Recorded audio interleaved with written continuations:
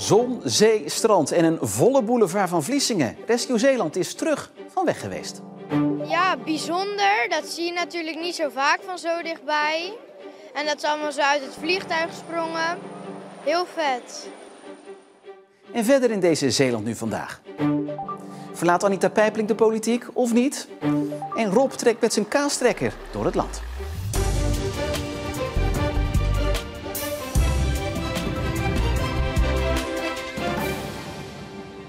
Goedenavond. Na 5 jaar afwezigheid was de boulevard van Vlissingen weer oud en vertrouwd gevuld met allerlei hulpverleningsvoertuigen en publiek. Tijdens Rescue Zeeland. Het hulpverleningsevenement zou vorig jaar eigenlijk al plaatsvinden, maar dat ging toen niet door omdat de gemeente de vergunning weigerde vanwege zorgen over de veiligheid. En we gaan naar Vlissingen, naar de boulevard. Daar staat voor ons Niels Schuurbiers, die al heel de dag op Rescue rondloopt. Niels, het weer werkt in ieder geval mee vandaag. Vorig jaar kon het dus niet doorgaan in verband met die problemen met de veiligheid. Hoe verloopt het tot nu toe? Het verloopt tot nu toe heel erg gezellig, maar het is wel druk geweest. De hulpverleningsorganisaties gaan uit dat er zo'n 50.000 bezoekers vandaag naar de boulevard van Vlissingen zijn gekomen. Waar ze demonstraties konden zien van de brandweer, de politie en natuurlijk van de ambulancedienst. Maar ook nog tal van andere instanties. Er liep een robothond en er waren demonstraties voor de kust. Zoals hier nu ook te horen is met een helikopter die boven een schip van de KNRM vliegt. Het was eigenlijk aan de lopende band was er wel iets te zien. Burgemeester Bas van der Tillaar van de gemeente Vlissingen. Goedemiddag, hoe kijkt u terug op deze editie? Ja, een mooie editie. Ideaal evenementenweer. Een mooi zonnetje, geen regen. En inderdaad, de inschatting van de veiligheidsorganisaties is zo'n 50.000 bezoekers over de dag. Heel veel hulpverleningsinstanties die vandaag hun goede werk laten zien. Het verloopt voorspoedig. 50.000 bezoekers, dat is vergelijkbaar met een vorige editie van Rescue. Wat is er dan nu aangepast om dit in goede banen te kunnen leiden? Ja, wil je een evenement als dit op zo'n plek neerzetten? En we horen de apparaten, de helikopters op de achtergrond, boten, heel veel mensen en auto's op de boulevard. Daar moet je echt veel voor doen. Die eisen zijn de laatste 10 jaar echt wezenlijk aangescherpt. De afgelopen half jaar hebben daar de organisatie, de vrijwilligers, heel veel adviseurs hard aan gewerkt om een evenement neer te zetten wat zo kan draaien, wat zoveel mensen kan huisvesten, maar wat ook heel veilig verloopt. Kunt u één voorbeeld geven van wat echt anders moest en wat nu beter draait? Nou ja, bijvoorbeeld er is heel goed gelet op de loopruimtes. En ik denk dat je dat ook wel ziet op bepaalde plekken op de boulevard. Er is meer beweegruimte. Mensen kunnen makkelijker langs elkaar heen. Ook de glooiing van de boulevard hier wordt nu meer ingezet om grote apparaten neer te zetten. Om op die manier meer ruimte te krijgen voor zoveel mensen. U bent verantwoordelijk voor de openbare orde. Heeft u in moeten grijpen vandaag? Helemaal niet. En dat is heel goed. Er is aan de voorkant heel goed voorbereid. Er zijn op de achtergrond natuurlijk nog steeds heel veel mensen bezig om dat allemaal in goede banen te leiden. Maar dat is prima verlopen. Rescue Vlissingen is veranderd in Rescue Zeeland, maar nu toch weer terug in Vlissingen. Is dit wat u betreft een blauwdruk voor de volgende editie? Ja, ik denk dat er een flinke investering gedaan is om ervoor te zorgen dat Rescue gewoon hier op de boulevards van Vlissingen, waar het thuis hoort, echt een goede plek kan hebben. Daar is een flinke basis voor gelegd, dus wat mij betreft voor herhaling vatbaar. Wie weet dus niet de laatste keer Rescue op de boulevard van Vlissingen. Niels Schuurbiers, dankjewel. En hoewel het evenement dus grotendeels soepel verliep, zijn er wel wat problemen op het spoor. Zo rijden er door een storing geen treinen tussen Bergen-op-Zoom en Kruiningen-Ierseke. Dat is vervelend, nu de organisatie van Rescue juist had opgeroepen om vooral met het openbaar vervoer en dus ook met de trein te komen. Maar de bezoekers die eenmaal op het evenemententerrein waren, deden dat niet. Ja, bijzonder. Dat zie je natuurlijk niet zo vaak van zo dichtbij. En dat is allemaal zo uit het vliegtuig gesprongen. Heel vet. Indrukwekkend weer. We zijn de laatste keer dat het was, zijn we ook geweest. Maar ja, het is toch mooi dat het weer kan. En mooi om te laten zien ook aan de kinderen wat er allemaal is en wat ze allemaal kunnen.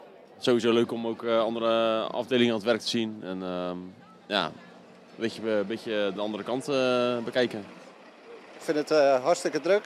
Het is heel mooi om te zien dat er zoveel belangstelling voor is. En ja, het is ook heel gaaf om de hulpdiensten in actie te zien natuurlijk.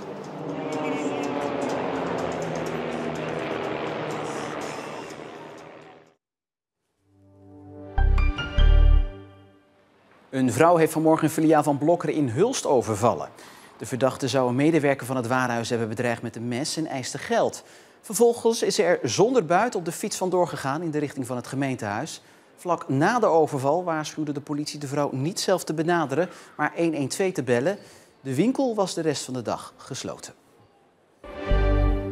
Voetballer Bart Nieuwkoop uit Tolen keert mogelijk terug bij Feyenoord. Volgens het voetbalplatform VI maakt hij per direct de overstap. De verdediger speelt nu nog bij de Belgische club Union Sint-Gilles. De club waar hij 2 seizoenen geleden transfervrij naar vertrok. Het ministerie van Infrastructuur en Waterstaat wil nog niks zeggen over de kostenoverschrijding bij de bouw van de nieuwe sluis in Terneuzen. Gisteren werd bekend dat de sluis zo'n 240 miljoen euro duurder uitvalt dan oorspronkelijk gedacht. Het Nederlandse ministerie wil pas tijdens Prinsjesdag iets zeggen over de hogere kosten bij de presentatie van de ontwerpbegroting. De bouw van de nieuwe sluis wordt betaald door Nederland en Vlaanderen, waarbij Vlaanderen tot nu toe het grootste deel voor zijn rekening neemt. Over een paar weken dan hakt Anita Pijpelink de knoop door. Neemt ze voor haar partij PvdA GroenLinks plaats in de oppositiebanken of kiest ze voor een toekomst buiten de provinciale politiek? Pijpelink was de afgelopen bestuursperiode gedeputeerde, maar haar partij viel bij de coalitieonderhandelingen voor een nieuw bestuur buiten de boot. En dus oriënteert ze zich nu op haar toekomst. Nu ze nadenkt over haar toekomst, komt Anita Pijpelink graag bij het standbeeld van koningin Emma in Middelburg. Een inspirerende vrouw. Ze heeft een prachtig standbeeld in Middelburg, dat verdient ze ook. Ze is ingestapt als koningin toen haar man overleed, koning Willem III, en haar dochter, later koningin Wilhelmina, nog te jong was om zelf koningin te worden. En een vrouw die opstond op het moment dat het nodig was en dat ook fantastisch heeft gedaan. In een mannenwereld, ik was vaak de enige vrouw aan een bestuurderstafel, of een van de weinigen. Maar zij was vaak de enige vrouw, zo niet altijd de enige vrouw. En dan ook nog de koningin. Pijpelink was de afgelopen 4 jaar gedeputeerde voor onder meer natuur en cultuur in Zeeland. Dat ze nu geen gedeputeerde meer is, doet pijn. Kijk, ik was met zoveel passie en liefde nog bezig met de onderwerpen waar ik verantwoordelijk voor was. En ik had dat heel graag voortgezet. En ja, dat niet kan, ja, dat is wel even een teleurstelling. Dus dat moet ook een plek krijgen. Terugkijkend op de afgelopen 4 jaar concludeert Pijpelink dat ze trots is dat ze tijdens de turbulente coronajaren veel heeft kunnen doen om de getroffen cultuursector in Zeeland te steunen.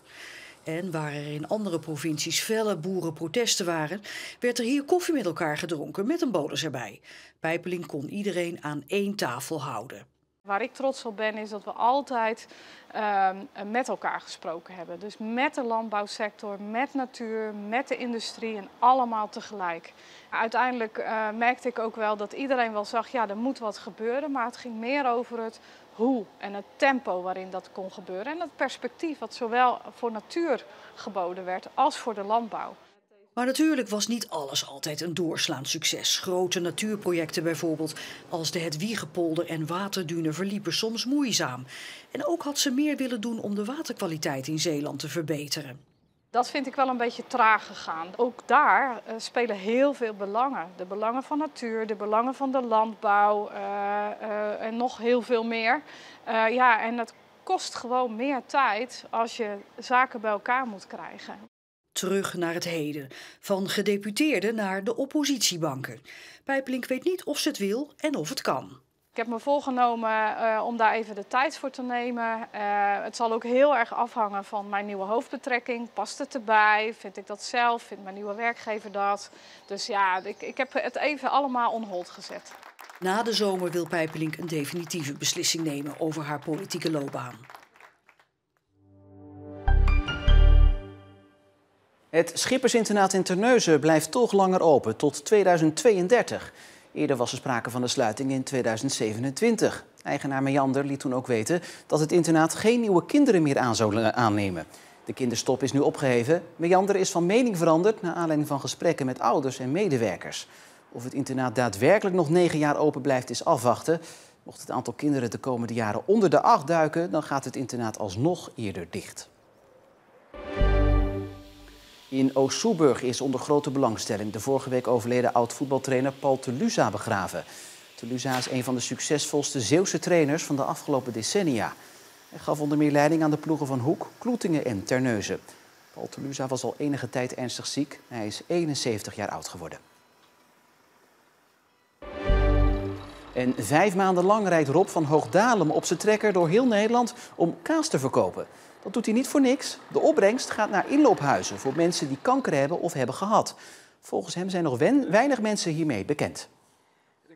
Mensen denken dat er hospice is, dat dat alleen maar tranendal is. En alles behalve dat. Ik was gisteren in Hulst en dan sta ik stil, komt er een man een praatje maken. En die wist er helemaal niks vanaf, heeft kanker. En ik ben daar bij het inloophuis en een half uurtje daarna komt hij aangesjokkeld. Dus ik haal echt mensen over de drempel. En na Middelburg vandaag gaat Rob morgen naar Vlissingen, Veeren en Noord-Beveland. En daarna trekt hij weer noordwaarts richting zijn woonplaats Woerden. Het was even wennen vandaag, maar de zon was weer te zien. Maar om de overgang niet te abrupt te maken waren er gelukkig ook nog wat stapelwolken. Er stond verder een matig windje en daardoor steeg het kwik tot rond de 20 graden. De opklaringen nemen de komende uren verder toe. Morgen en vrijdag wordt het zelfs zomers warm met maximaal 26 graden. En het blijft daarbij ook droog. In het weekend wel weer wat koeler en ook weer een grotere kans op regen. En tot zover deze Zeeland Nu voor vandaag. Alles is natuurlijk ook nog na te lezen op onze site en in de app. Voor nu nog een hele fijne avond.